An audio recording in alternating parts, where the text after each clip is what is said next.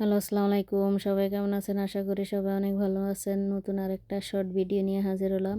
তো আজকে কিভাবে আমি হাঁস জটফট রান্না করব সেই ভিডিওটি আপনাদের সাথে শেয়ার করব। আশা করি সবার কাছে ভালো লাগবে।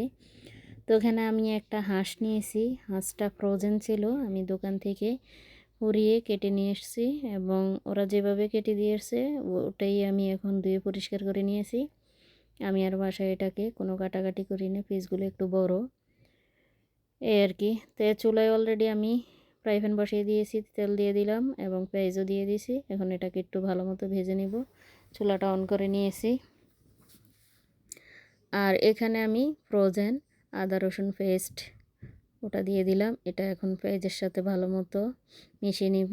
আর যেহেতু ফ্রোজেন করা সেজন্য পেঁয়াজের সাথে দিয়ে দিলাম। যেন পেঁয়াজের সাথে আদা রসুনটা দিয়ে দিলে তাহলে ফ্রোজেন করা যেহেতু এটা পেঁয়াজের সাথে ভালো মতো হয়ে যাবে আর এটা গলে যাবে। আর এখানে আমি সব মশলাই অ্যাড করে দিচ্ছি। এখানে মরিচ পাউডার, হলুদ পাউডার, জিরা পাউডার, ধনিয়া, পাপরিকা, মরিচ পাউডার এবং গরম মশলা আমি অ্যাড করে দিয়েছি। আর গরম মশলাটা আমি পাউডারে দিয়েছি। আর একটা টমেটো দিয়ে দিলাম লবণ পরিমাণ মতো। এই মশলাগুলোকে একটু ভালো মতো আমি নেড়ে চেড়ে তারপর অল্প একটু পানি দিয়ে মশলাটাকে ভালো মতো কষিয়ে নিব।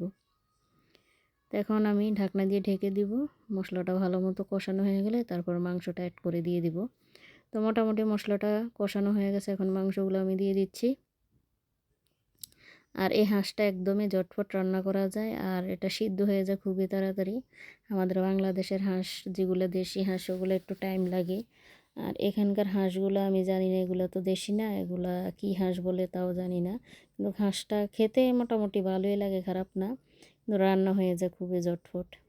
তো ভালো মতো মাংসটা দেওয়ার পরে মশলাগুলো ভালো মতো মিশিয়ে নিচ্ছি। তারপর আমি একটু চুলার হিট হাই করে ঢাকনা দিয়ে ঢেকে দিব।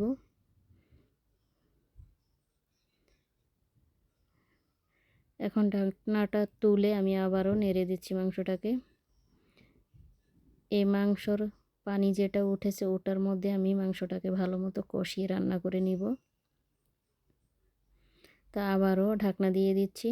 আর চুলার হিটটা একদমই মিডিয়াম করে দিব, লো করব না, মিডিয়াম হিটে মাংসটাকে ভালো মতো কষিয়ে নিব। তো মোটামুটি কষানো হয়ে গেছে। আর দেখেন কি পরিমাণে তেল উঠেছে। এই হাঁসে প্রচুর পরিমাণে তেল উঠে। তো এখন আমি গরম পানি অ্যাড করে দিব অল্প।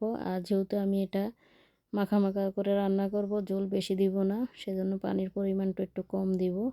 তো পানি দিয়ে আবারও নেড়ে চেড়ে এটা এখন আবার হাই হিটে জাল করে নেব। ঢাকনা দিয়ে আবার ঢেকে দিব।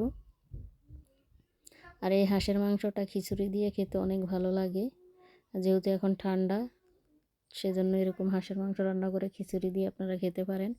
তো রান্নাটা প্রায় শেষ। এখন আমি একটু জিরা পাউডার দিয়ে দিলাম, দিয়ে আবারও নেড়ে চেড়ে চুলাটা বন্ধ করে দিব। আর যে পরিমাণে তেল উঠেছে তেলগুলো আমি ফেলে দিব। এই তেল সহকারে মাংসটা খাওয়া যাবে না।